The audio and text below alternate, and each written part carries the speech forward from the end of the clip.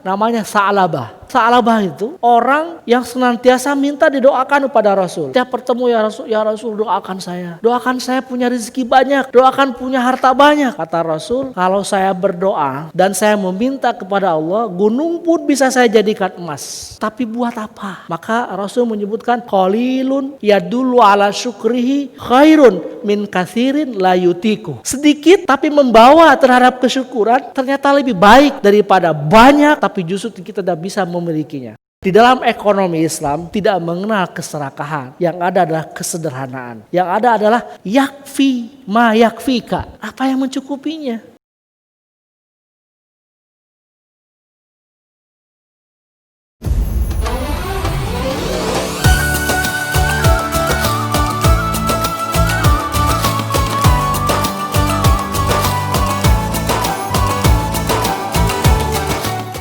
Ada harta mamluk, kemudian mubah, mahjur. Apa itu mamluk? Mamluk itu sesuatu yang masuk ke dalam kepemilikan. Kepemilikan, dimiliki. Maka dalam Islam, al-mulkiyah itu ada 3. Kepemilikan itu ada 3. Milkiyatul khasah, private, perseorangan. Mulkiyatul ammah, publik. Ada yang disebutkan mulkiyatud daulah, kepemilikan negara. Kepemilikan negara itu seseorang bisa menggunakannya dengan izin negara. Jadi ada milik pribadi, harta umum, harta negara. Nah, harta-harta yang pribadi inilah yang menjadikan seorang mamluk, kepemilikan. Buku ini milik saya karena saya yang memilikinya. Maka saya disebut malik. Ada harta yang umum, bisa digunakan oleh semua orang. Toilet umum. Di sini ada nggak toilet umum? Ada ya, di Sasko misalnya tempat istirahat. Itu namanya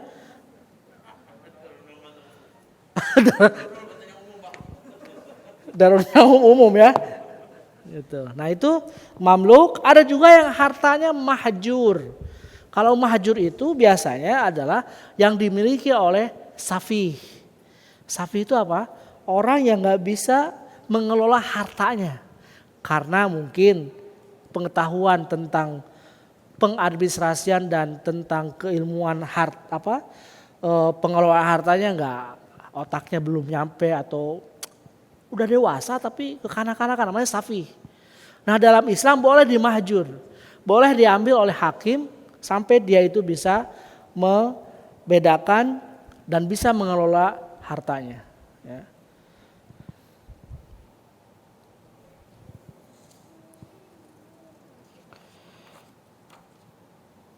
Kemudian juga ada harta yang bersifat musyarakah, harta kongsi. Saya, Adil, Hasidin, kongsian namanya musyarakah. Syirkatul uqud. Karena apa? Karena saya punya harta, saya 50, Hasidin 25, Adil 25. Ketika disatukan menjadi satu namanya al-mal al-musyarakah. Ya, jadi harta musyarakah ini bisa jadi kena sebagai objek zakat dan bisa juga tidak kena. Itu jadi mal al-musyarakah. Nah pertanyaannya, apakah harta istri dan harta suami termasuk malul musyarakah? Maka di dalam istilah kita ada gonogini. Ada nggak dalam Islam gonogini? Ada nggak? Nggak ada dalam Islam gonogini. Ya. Kenapa ada gonogini di kita? Itu hanya untuk bisa menentukan pembagian saja. Supaya ada rasa penghargaan terhadap kehidupan bersama antara suami dan istri. Karena malul musyarakah, suami dan istri hartanya satu. Hartanya satu. Oleh karena itu dalam catatan sejarah ada seorang sahabat yang sangat pelit. Suaminya itu pelit sekali sama istrinya. Kata sahabat tadi, bolehkah saya ngambil dari dompetnya tanpa sepengetahuan dia, ambil secukupnya kebutuhanmu. Berarti apa? Harta istri, harta suami adalah sama, satu. Lah kenapa Pak ada gonogini? Gonogini itu istilah kita saja. Boleh tak? Boleh. Saya ingin memisahkan. Kenapa? Karena kita ini, di Indonesia, hukum warisnya nggak jalan. Hukum warisnya nggak jalan. Seringkali warisan itu dijadikan konflik karena beberapa hal. Salah satunya adalah ketidakmengertian fungsi masing-masing ahli waris. Itu. Dan ketidakmengertian seseorang yang memiliki hartanya. Orangnya kaya raya, punya anak 3. Setiap anak dikasih rumah. Pokoknya kamu yang di yang di Jatinegara, kamu yang di Pondok Indah, kamu yang di Bandung silakan tempati. Tapi status kepemilikannya nggak disebutin. Apakah disuruh tinggal di di Jatinegara itu hibah, warisan, atau wasiat? Begitu meninggal nggak jelas, nggak dihitung. Makanya ketika kita dapat sesuatu dari orang tua kita yang masih hidup, tanyain, Pak ini teh hibah atau warisan? Kan warisan belum modar misalkan. Berarti hibah. Hibah harus dicatat. Kenapa? Karena kalau dihibahkan begitu meninggal nggak masuk warisan. Gitu. Ya. Nah maka boleh seorang suami mengatakan sama istrinya yang udah deh 60% milik engkau. 40% milik kau. Ketika salah satu di antara kita meninggal dunia, bagikan yang milik kita. Yang milik yang meninggal. Istrinya dikasih gonogini 40%. Begitu meninggal istrinya, ya harta peninggalannya. Jangan sampai udah dibagi, ada gonogini, begitu meninggal, malah nggak dibagiin. Yang tadinya meninggal, suaminya, gonogininya masih ada, belum dibagiin, istrinya meninggal juga. Pancampur aduk, hese deui ngitungna, anu kieu ka mana, anu ieu ahli warisna ka mana. Susah akhirnya. Kenapa? Karena enggak dimiliki, karena enggak dimengerti ahli warisnya. Yang terjadi apa? Ribut. Betul kan? Nih rumah satu. Gonogini ternyata. Ya. Jadi dia antara suami, istri, kata suami, Bu, rumah yang di lembur itu buat ibu. Ya. Kemudian suaminya meninggal. Apakah ini masuk harta warisan? Hah? Bukan, karena sudah dikasih ke istrinya. Istri udah meninggal belum? Belum. Begitu ininya meninggal, harta yang tadi si suaminya belum dibagiin, gitu kan? Kemudian ini sebagai harta gonogininya, lalu si istrinya meninggal, ini belum dibagiin, istrinya udah meninggal, numpuk hartanya di sini. Gonogini, harta istri, harta suami, bingung nggak? Bingung. Itulah yang disebut dengan keribetan bagi-bagi waris di Indonesia karena nggak mengerti fungsinya masing-masing. Itu, ya. Maka ketika orang tua ngasih harus jelas. Harus jelasnya apa? Pak ini teh wasiat, hibah atau apa? Kalau wasiat nggak boleh Pak, kenapa? Lah wasiat ahli waris. Jangan wasiat ke ahli waris Pak, kan saya ahli waris. Hibah, ya udah mana sih akte hibahnya? Gitu dong, tanya. Jangan ini mau dikasih sama orang tua, asik dikasih sama orang tua. Nggak tahu statusnya apa. Kan itu masih milik orang tua. Apakah kita numpang, minjem, ya? Jadi itu mamluk musyarakah, suami istri malul musyarik. Jadi harta istri, harta suami sebetulnya satu. Ketika memang ada kesepakatan di antara keduanya yang disebut tadi, karena hidup selama bertahun-tahun ikut mendampingi, ikut berusaha, ya udahlah buat istri 70% misalkan. Buat suami 30%. Jadi ketika saya meninggal bagikan saja yang punya saya. Begitu istri pun sama. Jadi harus tahu tuh. Nah ini yang jarang diketahui oleh orang di kita ini. Ya itu. Harta itu penting. Karena tadi menyangkut ke warisan, menyangkut ke zakat, menyangkut ke wasiat, menyangkut ke hibah. Wah, ribet dah kalau nggak tahu posisi harta kita itu. Kalau nggak tahu status hartanya ini apa. Ya.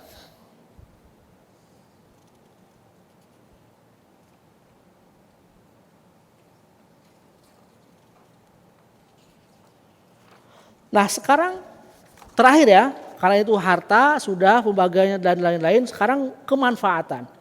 Manfaat itu apa sih? Manfaat nih.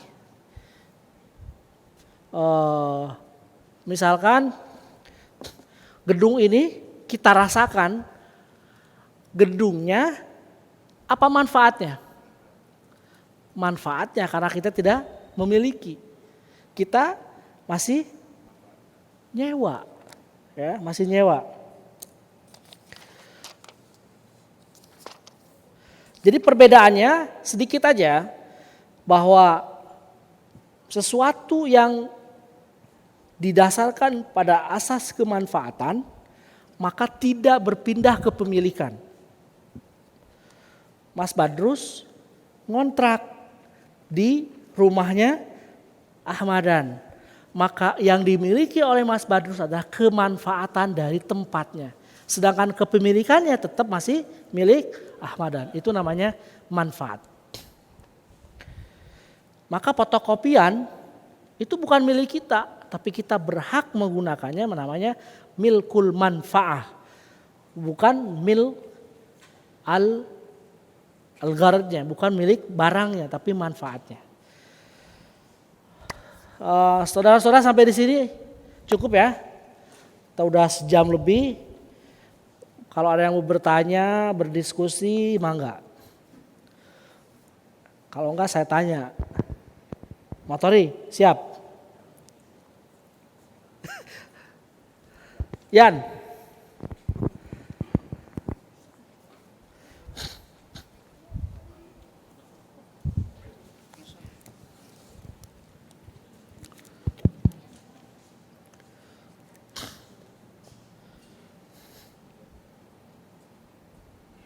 Yuk, silakan.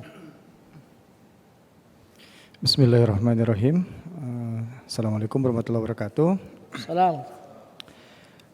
Begini Bapak, mohon izin ingin bertanya mengenai halal haram dalam harta Pak. Hah? Halal haram dalam harta itu. Halal haram. Kalau tadi Bapak sudah sampaikan bagaimana caranya kita mendapatkan harta sesuai dengan ketentuan yang Allah tetapkan, karena nantinya bakal ditanya an malin min aina iktasabahu wa fima anfaqah, dari mana kita dapat dan untuk apa kita infakkan.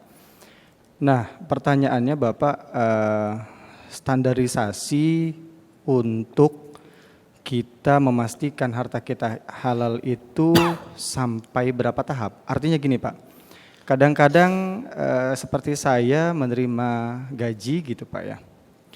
Menerima gaji, untungnya saya di kantor dan saya yakin ya gaji yang saya terima itu halal. Bagaimana jika di luar sana, contoh uang tabungan gitu Pak ya.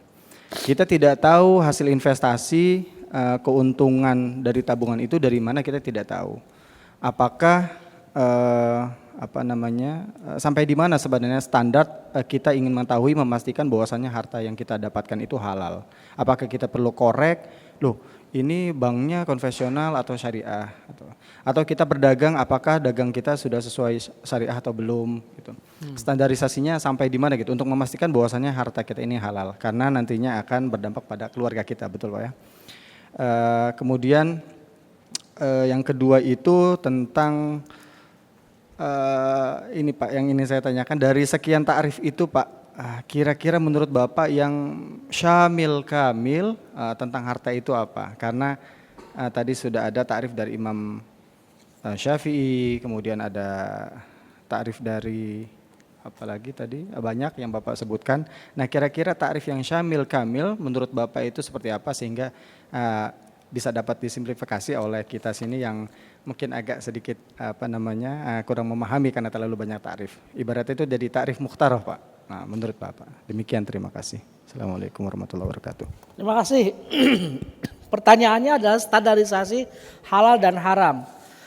memang ini sebagai satu eh, perisai dalam hidup kita mengetahui halal dan haram, ya. Karena ini akan menjadi sebuah dimensi kita dalam hidup. Apakah memang selama ini kita makan harta halal, apakah harta haram? Ya. Maka formula pertama harus diketahui bahwa yang halal itu adalah bayin. Kan ada hadis yang mengatakan di dalam hadis Al-Arba'in An-Nawawi disebutkan al-halalu bayin. Ya kan? Al-halalu bayinun wal haramu bayin. Wa ma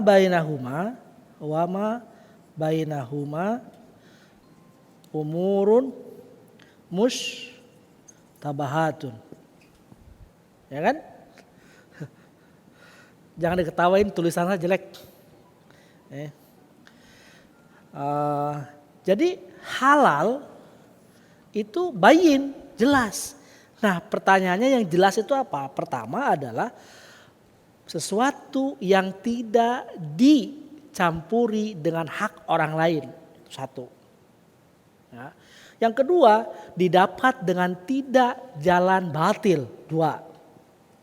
Yang ketiga, min kasbi amalihi, dari tangannya sendiri. Artinya tangannya sendiri itu bisa dari karena kompetensinya dia kerja di kantor, kompetensinya dia itu menggali batu, kompetensinya dia itu tukang kayu, min kasbi amalihi. Ya.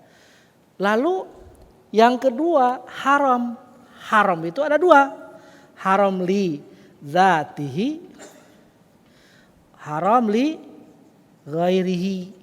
Gitu kan? Nah sekarang haram li zatihi banyak. Ya. Satu misalkan hurrimat alaikumul maitatu, mait, wadamu, walahmul khinzir, gitu kan? Jadi sesuatu yang sudah jelas di dalam Al-Quran disebutkan haram. Ya.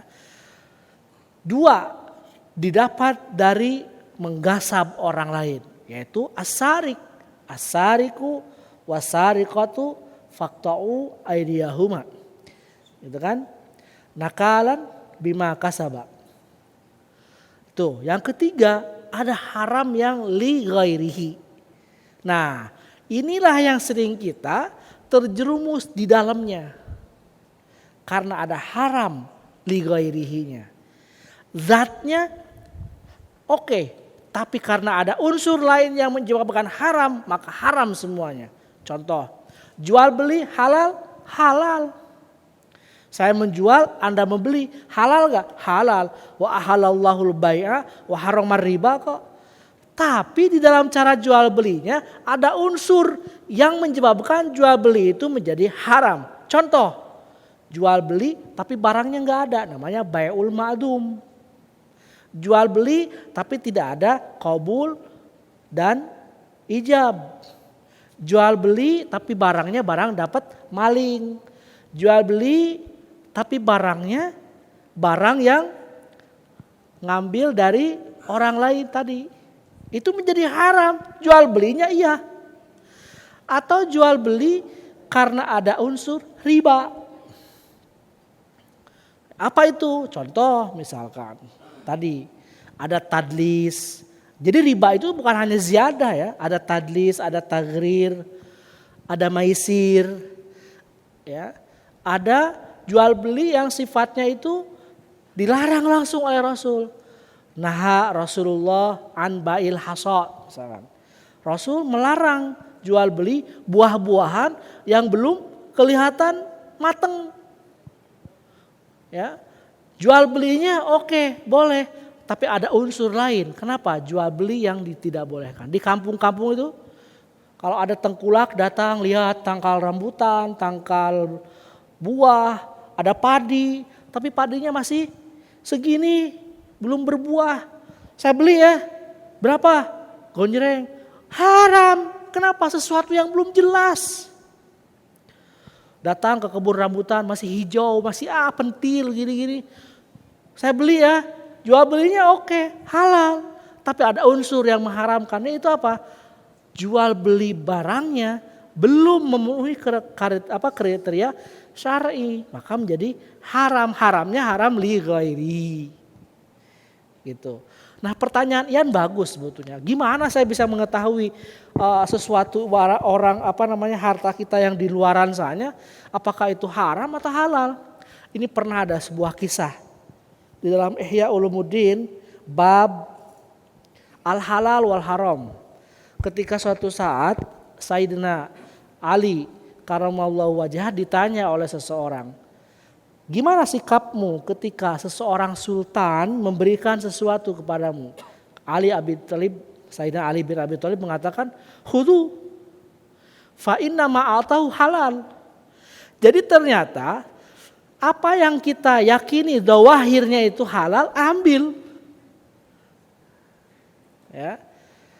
Nah, kalau nyata-nyata bahwa ternyata investasi atau sesuatu harta kita itu dibelanjakan oleh orang lain itu ke jalan yang betul-betul kita tahu bahwa itu haram, ya jangan. Gitu, ya.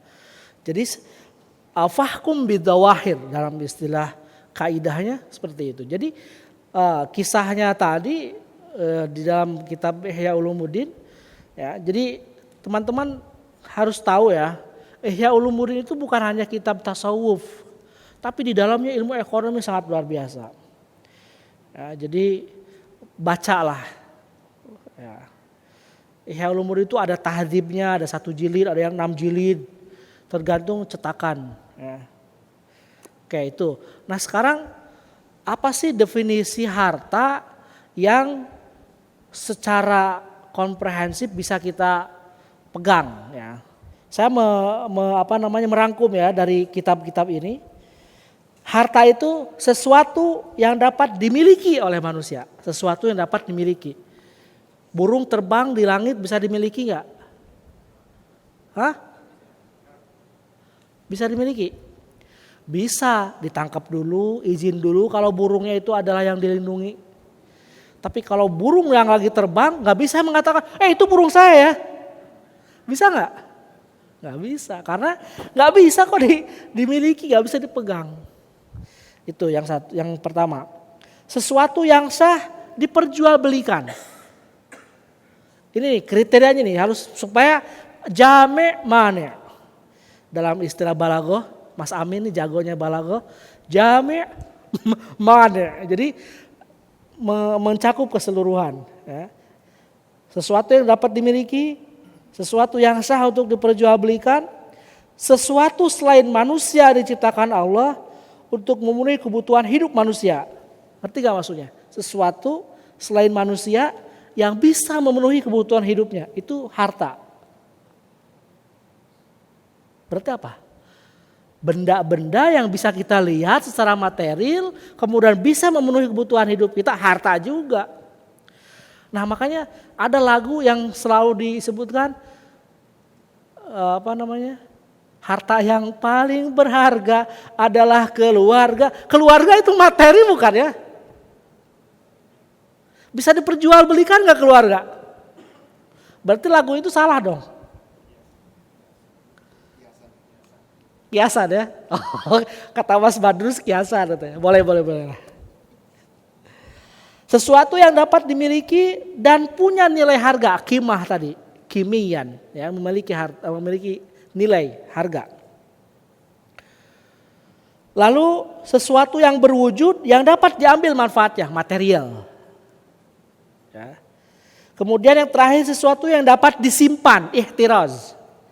Kemudian intifa, dimanfaatkan. Jadi kalau misalkan air embun, air salju, harta bukan? Bukan, salju nggak bisa disimpan tahan lama. Ya. Hintoh itu apa? Gandum ya?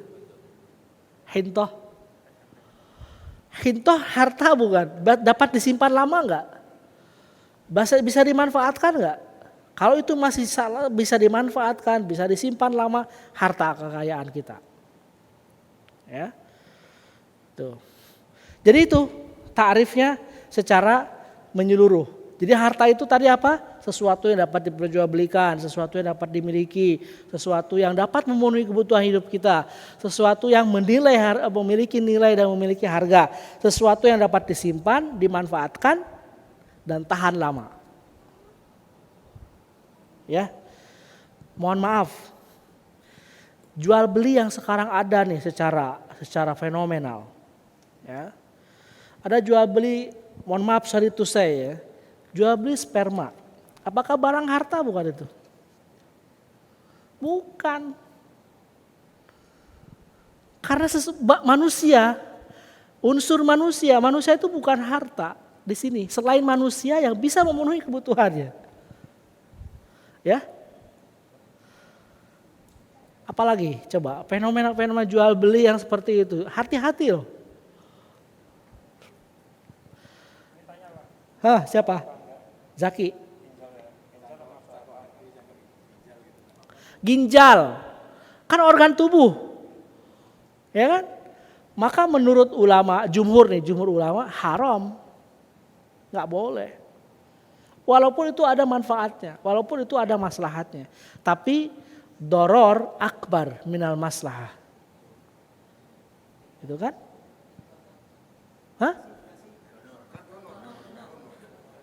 Donor apa jual beli? Ya kalau donor lain lagi. Ya.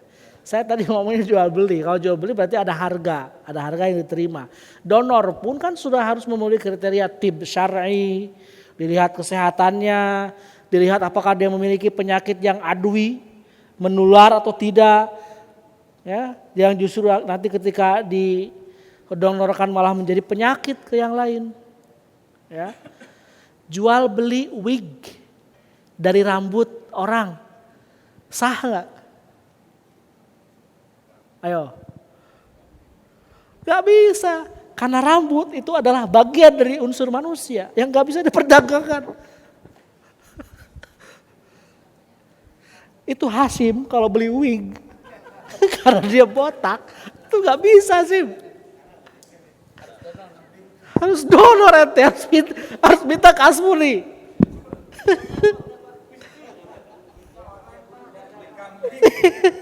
Kalau dari kambing iya gak apa-apa. Bulu kambing, bulu apa, karena sejenis. Sama Hasimnya. Oke ya, cukup ya. Terima kasih Mas Amin, terima kasih Mas Suryo yang lainnya. Semoga bermanfaat. Ini konteksnya harta dalam Islam. Tadi disimpulkan definisi, kemudian fungsi, lalu kemanfaatan, lalu indikator-indikator yang termasuk dalam konteks harta itu sendiri. Ya, kemudian juga dalil Al-Quran, As-Sunnah dan lain-lain. Ini semua adalah merupakan bagian dari khazanah keislaman kita, keilmuan kita. Terima kasih atas perhatiannya, terima kasih atas atensi dan kehadirannya. Wallahul muwaffiq ila aqwamit thariq. Assalamualaikum warahmatullahi wabarakatuh.